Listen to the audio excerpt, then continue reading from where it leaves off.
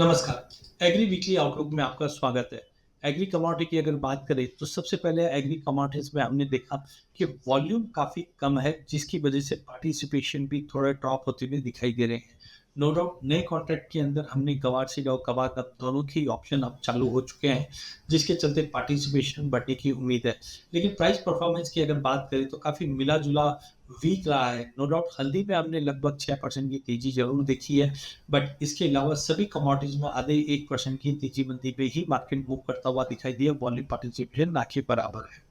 Castor castor की अगर बात करें तो पिछले एक महीने के अंदर लगभग 5% का फॉल आया। प्राइसेस 6400 के नीचे भी चले गए। डिस्पाइट इस बार हम देख रहे हैं कि स्विंग के नंबर्स कम थे, लेकिन चाइना से demand as of now pick up नहीं कर पा रही, जिसका दबाव प्राइसेस में हमने आते हुए देखा है। बट कहीं ना कहीं आगे जाकर इंडस्ट्रियल डिमांड बढ़ते हुए दिखाई देगी, जिस तरह से रेट कट्स भी पॉसिबल दिखाई दे रहे हैं। तो कैस्टर में मुझे लगता है कि 6350 is a good to buy and accumulate. 63 का स्टॉप लॉस लगाइए। 6450 का इमीडिएट टारगेट रहेगा। वही मसाले की अगर बात करें तो पिछला हफ्ता काफी अच्छा रहा है, जहाँ पे हल्दी के अंदर ईल्ड में फॉल है, लेकिन जीरा और धनी के एरिया ऑफ द कल्टीवेशन में कहीं ना कहीं कमी आने की उम्मीद है। नो डाउट जीरे के अंदर कुछ लोगों का मानना है कि इस बार स्विंग थोड़ी बड़ी है, जिसके चलते प्राइस थोड़ा सा अंडर परफॉर्मिंग है, क्योंकि हमारे पास कैरी और स्टॉक भी है।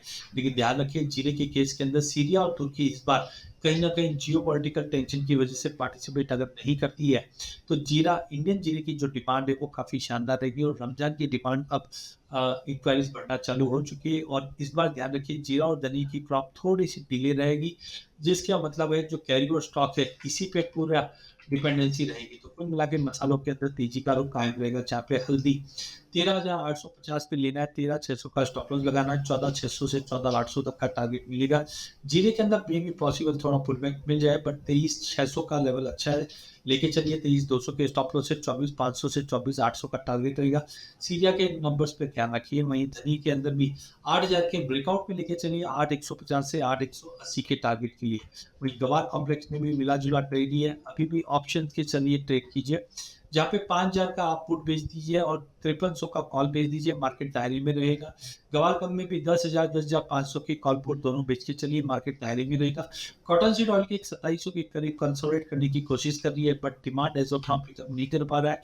2680 से लेकर 2770 का range cotton seed oil kick में रहेगा, जबकि मेंथा 918 पे लिया जा सकता है, 926 से 928 के टारगेट के लिए। कॉटन के अंदर एरिया में कमी है, प्रोडक्शन में कमी है, बट डिमांड अब जाके चाइना से इंप्रूवमेंट होता है तो उसका बेनिफिट मिलेगा, जहाँ पे 55,000 तक का टारगेट हम कॉटन में और 1520 का टारगेट कपास में देख सकते हैं। धन्यवाद।